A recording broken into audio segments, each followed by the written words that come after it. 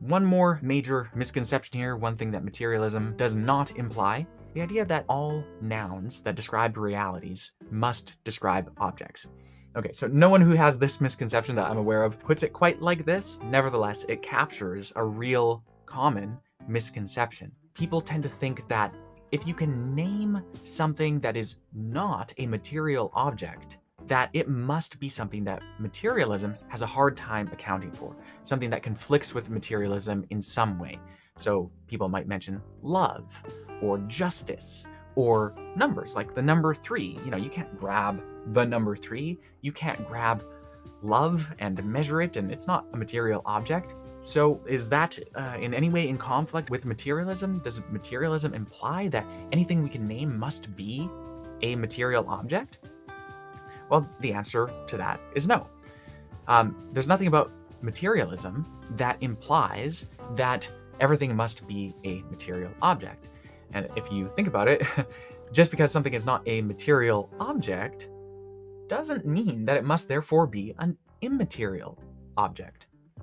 The other option is that it's simply not an object at all. And that's how materialism approaches things like love and justice and numbers. They aren't objects at all.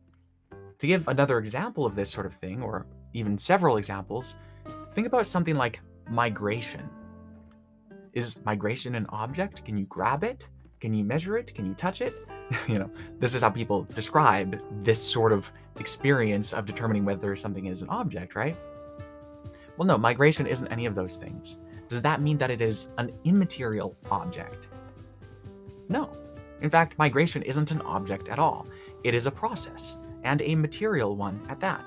Same with decay, same with condensation. These words do not point to objects in the world. They point to processes. And these processes happen to be material processes.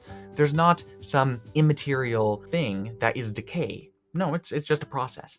So materialism considers words to refer to many different things. Some words refer to objects, some words refer to processes, some words refer to relationships between objects or objects and processes, and some words summarize a huge number of things that are combinations of objects, processes, relationships, so on. So love, for example, what is that?